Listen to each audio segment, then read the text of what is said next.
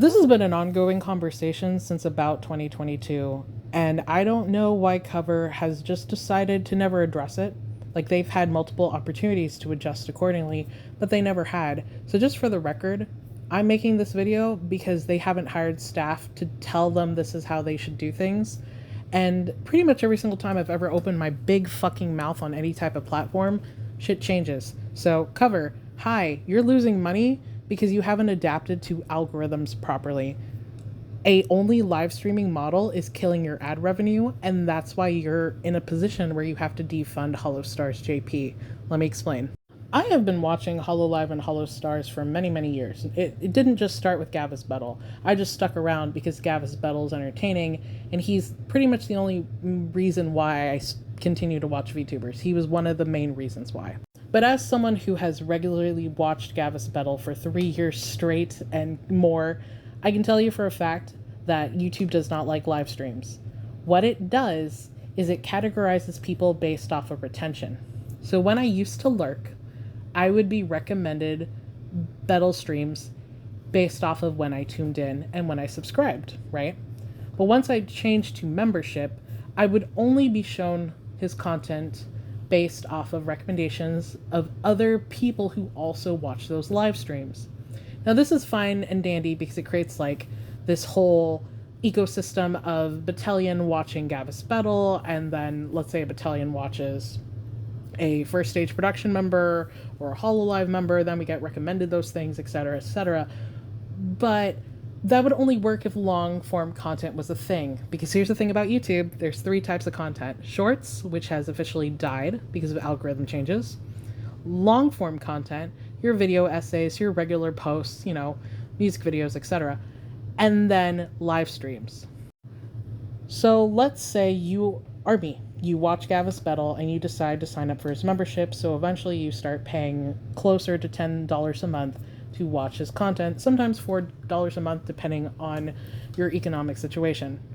You are now a membership watcher. So regardless of whether you watch his live streams or you watch them when they turn into VODs or recordings, you have a completely different category. You have a completely different recommendation system than if you were not a member.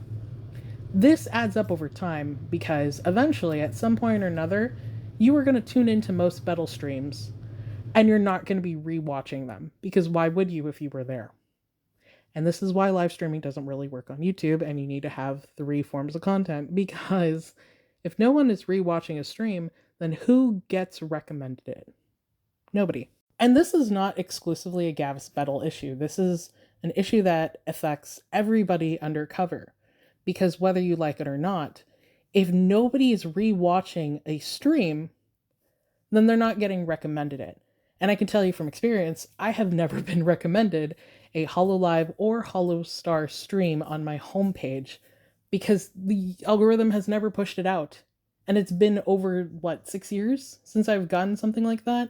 The only time it did happen was I got recommended a membership stream by Ruse, but it was when YouTube had those glitches where you could turn on autoplay and watch the membership stream live without paying. And I felt really bad about that because I accidentally did watch 10 minutes unknowingly because I left my system on. I sent him money. I felt really bad. But regardless, Crimson Ruse mentioned in the video. Anyway, this becomes a problem because of music videos. All members of holostars and hololive, for the most part, will create content that is usually music oriented because they're idols. Sometimes there's animations, but generally speaking, it's music videos. If you live stream a music video and everybody who's always showing up to streams watches it, yeah, they'll rewatch it when it becomes a VOD, but all that viewership is not counted in the rewatch, so you are losing money. Especially if regular viewers who tune into the stream are also not members. They are not paying in any form or way, just in that moment for retention. That becomes a problem long term. A great example is Marin. She's a member of hololive JP. She pulls in the big boy numbers, in the hundreds of thousands, okay? So if, let's say, she has a music video go up and the live stream has upwards to 50,000 plus people watching it, that's how many views she lost for her ad revenue for the rewatch later. It makes no sense to premiere stuff and live stream it when you could just post it normally.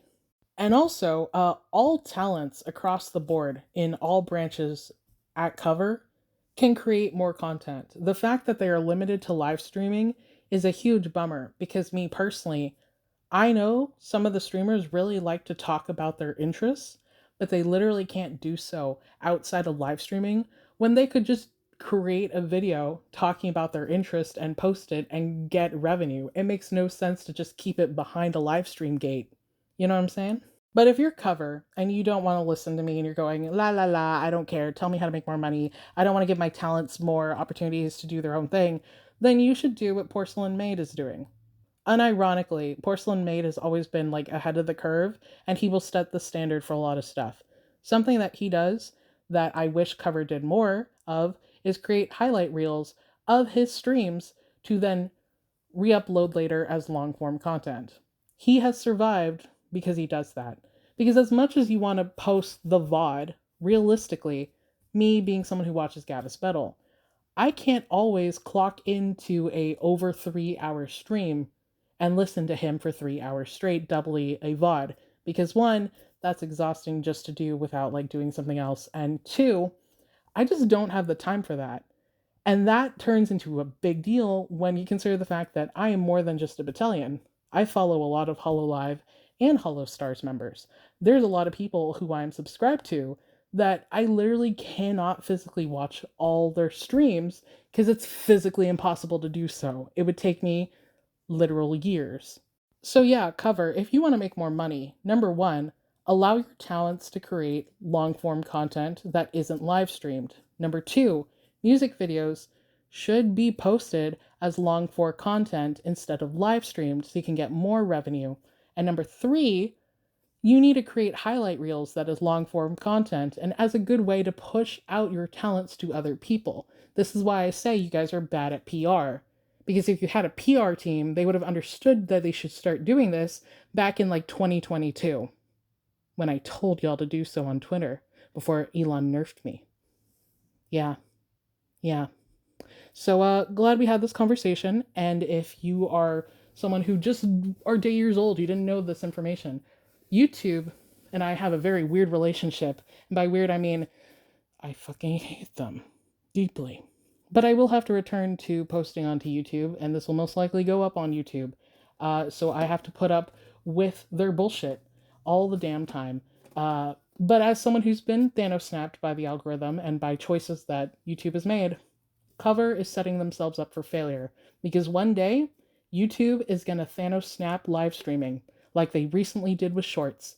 And all their talents across the board are going to get really fucked if they're not actively pulling in a viewership of a minimum of 10,000 viewers consistently every single time. Thank you for coming to my talk, and goodbye.